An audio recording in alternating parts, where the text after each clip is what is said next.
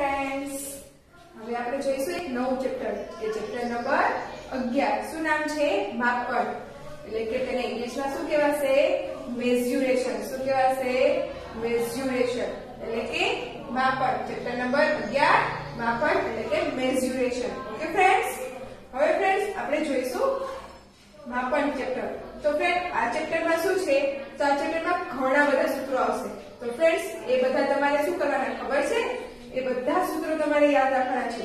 તો તેના માટે શું કરશું? તો કે તેના માટે આપણે અલગ પેજ ઉપર બધા સૂત્રો લખી લેશું કે જેથી ગમે ત્યારે એ સૂત્ર પૂછવામાં આવે તો તમે દરેક સૂત્રોને પાકા કરી શકો. એટલે કે જેટલા સૂત્રો આવશે ને આપણે એ બધા આપણે પેજમાં લખીશું. ઓકે, તો આ ખાલી જગ્યા છે ને એમાં દરેક સૂત્રો આવી જશે આપણા.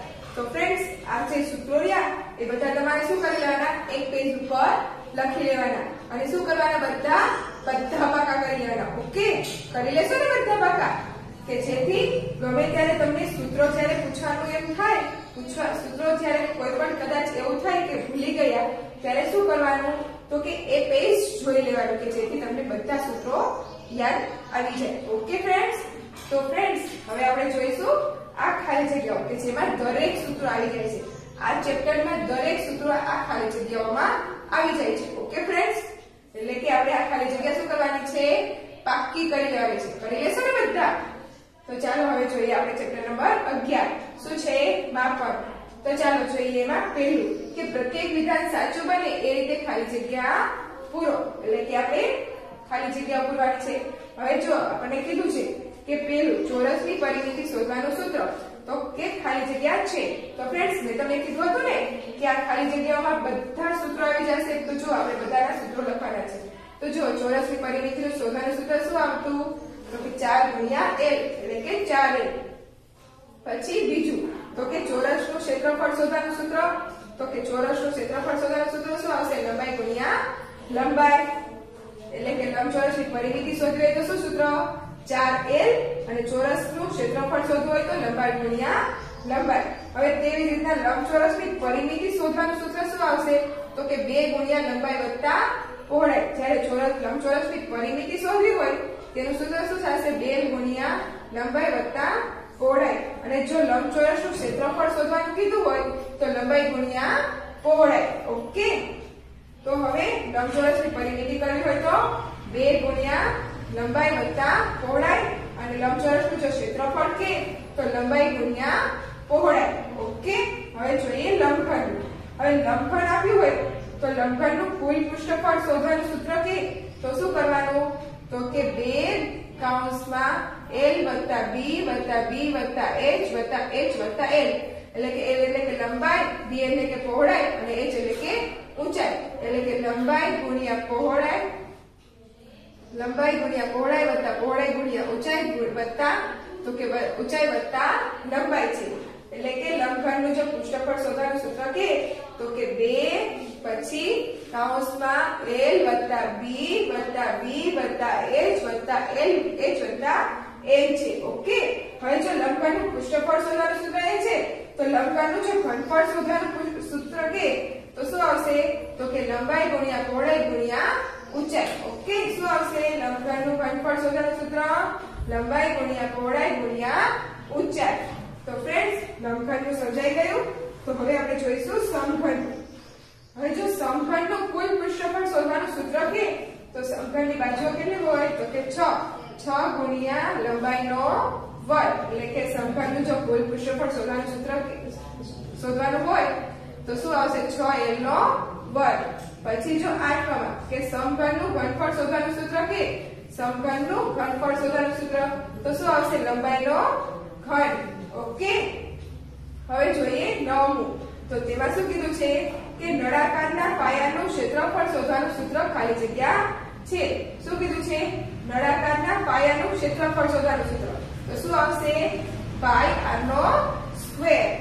હવે જો નળાકારના પાયાનું પરિઘ શોધવાનું સૂત્ર કીધું હોય, આપણે પાયાનું શું શોધ્યું? ક્ષેત્રફળ. હવે પાયાનું પરિઘ શોધવાનું સૂત્ર કીધું હોય તો શું આવશે? 2 પાઈ r.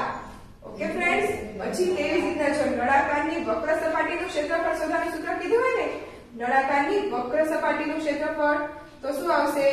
2 પાઈ RH શું આવશે 2 પાઈ RH હવે તે રીતના જોઈએ આપણે 12 તો તેમાં શું કીધું છે કે બંધ નળાકારનું કુલ પૃષ્ઠફળ શોધવાનું સૂત્ર શું થશે 2 પાઈ r પછી કૌંસમાં r વત્તા h શું આવશે નળાકાર હોય એનું કુલ પૃષ્ઠફળ શોધવાનું કીધું હોય બંધ નળાકારનું તો શું આવશે 2 પાઈ r કૌંસમાં r વત્તા h ઓકે હવે જોઈએ આપણે 13 તો તેમાં શું કીધું છે કે વર્તુળનું ક્ષેત્રફળ શોધવાનું સૂત્ર હવે વર્તુળ હોય એનું ક્ષેત્રફળ શોધવાનું સૂત્ર શું આવશે તો કે યસ પાઈ r નો સ્ક્વેર શું આવશે પાઈ r નો સ્ક્વેર હવે જોઈએ 14 તો તેમાં શું કીધું છે કે વર્તુળનો પરિઘ શોધવાનું સૂત્ર વર્તુળનું ક્ષેત્રફળ શોધવાનું સૂત્ર જોયું હવે વર્તુળનું પરિઘ શોધવાનું સૂત્ર શું છે પાઈ 2 પાઈ r શું થશે 2 પાઈ r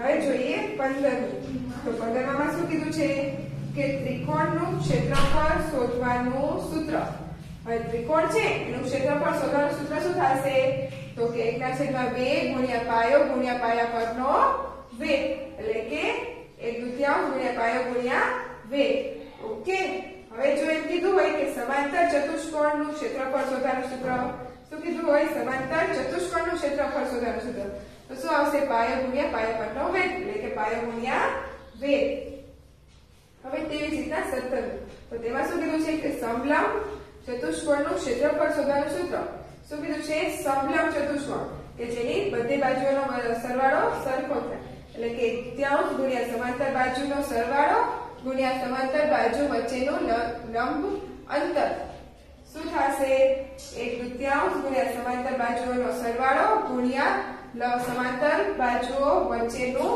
લંબ અંતર ઓકે હવે જોઈએ 18 તો તેમાં શું કીધું છે કે સમબાજુ ચતુષ્કોણનું ક્ષેત્રફળ શોધવાનું સૂત્ર શેનું કીધું છે સમબાજુ ચતુષ્કોણ ક્ષેત્રફળ શોધવાનું સૂત્ર શું આવશે 1/2 ગુણ્યા બે વિકર્ણોનો ગુણાકાર એટલે કે 1/2 ગુણ્યા જે બે વિકર્ણો આપ્યા હોય એનો શું કરવાનો ગુણાકાર તો હવે જોઈએ આપણે 19મું તો તેમાં શું કીધું છે 1 મીટરનો ઘન બરાબર 1000 લિટર એટલે કે 1 મીટરનો ઘન કરીએ એટલે કેટલું થાય તો કે 1000 લિટર ઓકે હવે જોઈએ 20મું તો તેમાં શું કીધું છે નિયમિત બહુકોણના બધા ખૂણાના માપ ખાલી જગ્યાઓ છે નિયમિત બહુકોણ એટલે કે જેના બધા ખૂણાના માપ કેવા હોય સરખા ત્યારે જ તે નિયમિત બહુકોણ કહેવાય જ્યારે બધા ખૂણાઓના માપ સરખા હોય ત્યારે તે બહુકોણને શું કહેવાય નિયમિત બહુકોણ ઓકે હવે જોઈએ 21 એટલે કે નિયમિત બહુકોણની બધી બાજુઓના માપ ખાલી જગ્યાઓ છે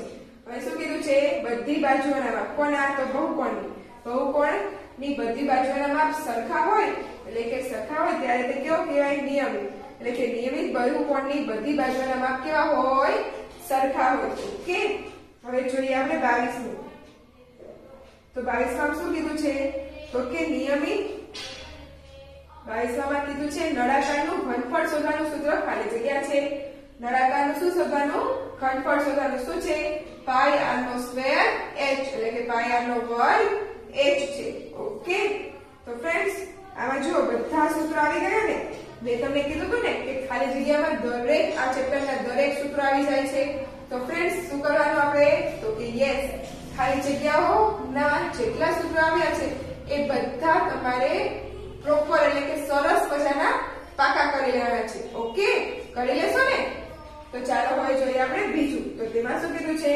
કે કૌંસમાં આપેલા વિકલ્પોમાંથી સાચો વિકલ્પ પસંદ કરીને ખાલી જગ્યા પૂરો તો હવે શું કીધું છે પહેલું કે એક ચોરસની બાજુની લંબાઈ 6 સેમી છે તો તેનું ક્ષેત્રફળ શોધો તો આપણે જોયું શું શોધવાનું છે આપણે ચોરસનું ક્ષેત્રફળ તો આપણે ચોરસનું ક્ષેત્રફળનું સૂત્ર શું હતું તો કે ચોરસ નું ક્ષેત્રફળ શું હતું સૂત્ર તો 6 ગુણ્યા l એટલે કે 6l એટલે કે 6 ગુણ્યા l એટલે 6 એટલે l એટલે કેટલું છે લંબાઈ તો કે 6 સેમી એટલે કે 6 એટલે 6 36 શું જવાબ આવ્યો આપણો 36 સેમી સ્ક્વેર તો ફ્રેન્ડ્સ સમજાઈ ગયું ને બધાને તો હવે આ બીજી પૂછવામાં આવશે બધાને આવડશે ને તો ચાલો હવે જોઈએ આપણે બીજું તો તેમાં શું કીધું છે કે એક ચોરસની બાજુની લંબાઈ 8 સેમી છે શું કીધું છે એક એક ચોરસની બાજુની લંબાઈ 8 સેમી છે તો તેની પરિમિતિ શોધવાની છે. શું શોધવાનું છે? પરિમિતિ. તો શું આવશે? ચોરસની પરિમિતિ. શું હતું આપણું સૂત્ર? તો કે યસ શું આવશે? 4 ગુણ્યા લંબાઈ. ચોરસની પરિમિતિ કીધી છે ને એટલે 4 ગુણ્યા લંબાઈ એટલે કે 4 ગુણ્યા લંબાઈ એટલે કેટલી આપી છે લંબાઈ? 8. હવે 8 ચોક 32 એટલે શું આમ મળી ગયું આપણને? તો કે ચોરસની પરિમિતિ શું મળી? તો કે 32 સેમી. તો ફ્રેન્ડ્સ સમજાઈ ગયું ને બધાને બે ખાલી જગ્યાઓ? તો હવે જોઈએ આપણે ત્રીજું. તો તેમાં શું કીધું છે કે એક લંબચોરસની લંબાઈ 6 સેમી છે અને પહોળાઈ 4 સેમી છે તો તેની પરિમિતિ શોધો. શું શોધવાનું છે આપણે? તો કે લંબચોરસની પરિમિતિ. તો આપણે લંબચોરસની પરિમિતિનું સૂત્ર શું હતું? તો કે લંબચોરસની પરિમિતિ સૂત્ર શું હતું? તો કે 2 કૌંસમાં લંબાઈ વત્તા પહોળાઈ એમ હતું ને. એટલે કે હવે શું આવશે? તો કે બરાબર ના બરાબર એમ 2 અને લંબાઈ શું છે આપણે? તો કે 6 સેમી અને વત્તા પહોળાઈ તો કે 4 સેમી એટલે કે 2 કૌંસમાં 10 ગુણ્યા 4 6 ગુણ્યા 4 એટલે કે 10 અને 10 દુ 20. શું મળી આપણને? તો કે લંબચોરસની પરિમિતિ આપણને મળી 20. તો ફ્રેન્ડ્સ સમજાઈ ગયું ને બધાને? તો હવે બીજી ખાલી જગ્યાના વિકલ્પ આવે તો બધાને આવડશે ને? અને મેં કીધું એ મુજબ ખાલી જગ્યાઓ બધી શું કરી લેવાની છે? આપણે એકદમ સરસ મજાની પાકી કરી લેવાની છે કે જેથી દરેક સૂત્રો તમને આવડી જાય. આવડશે ને બધા સૂત્રો હવે? તો ચાલો હવે આપણે આમાં આગળ આની ખાલી જગ્યાઓ જોઈ લઈએ. ઓકે.